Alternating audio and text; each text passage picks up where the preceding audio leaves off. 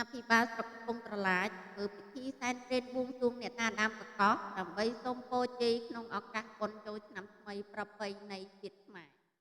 សាលាស្រុកកំពង់ត្រឡាចនាព្រឹកថ្ងៃអង្គារ11កើតខែចេតិឆ្នាំរោងសតពុទ្ធសករាជ2568ត្រូវនៅថ្ងៃទី8ខែមេសាឆ្នាំ2025លោកកូនសិក្ខាអភិបាលនៃគណៈអភិបាលស្រុកកំពង់ត្រឡាចបានធ្វើពិធីសែនព្រេនបួងសួងអ្នកតាដើមកកោះដើម្បីសូមពរជ័យ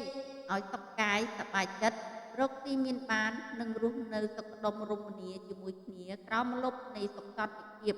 ជូនដល់មន្ត្រីរាជការកងកម្លាំងប្រដាប់អាវុធលោកគ្រូអ្នកគ្រូសិស្សានុសិស្សនិងប្រជាពលរដ្ឋទូទាំងស្រុក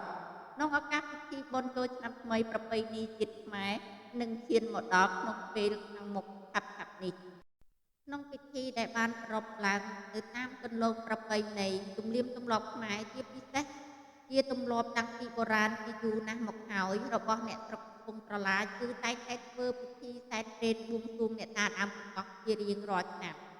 សូមបញ្ជាក់ថាពិធីសែនព្រេនបួងសួងអ្នកតាដើមកកោះគឺរៀបចំនៅអាស្រមអ្នកតាដើមកកោះក្នុងបរិវេណសាលាស្រុកកំពង់ត្រឡាចស្ថិតនៅភូមិដើមពពេលឃុំថ្មអិតស្រុកកំពង់ត្រឡាច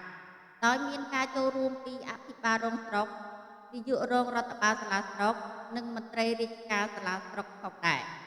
អ្នកតាដើមកកោះជាអ្នកតាដ៏ស័ក្តិសិទ្ធិនិងមានប្រជាប្រិយភាពមួយក្នុងចំណោមអ្នកតាផ្សេងៗនិងបារមីទទួលបុរាណសរុបចំនួន77កន្លែងក្នុងមូលដ្ឋានស្រុកកំពង់ត្រឡាចខេត្តកំពង់ឆ្នាំងអ្នកតាដើមកកោះតែងតែជួយដល់អ្នកដែលមកសុំបួងសួងឲ្យសម្រេចបានតាមសេចក្តីបំណងផងប្រាថ្នាគ្រប់គ្នាដូច្នេះហើយទើបប្រជាពលរដ្ឋជាពិសេសអាជីវករផ្សារសាលាលេខ5តែងតែនាំគ្នាមកគោរពបួងសួងនិងយកដង្វាយមកថ្វាយដូចជាជ្រូកខ្វៃទាខ្វៃមាន់ស្ងោរនិងផ្លែឈើច្រើនមុខមកថែមព្រេនជូនអ្នកតាដើម្បីជាការគោរពដឹងគុណនិងអរគុណចំពោះអ្នកតាដើមកកោះ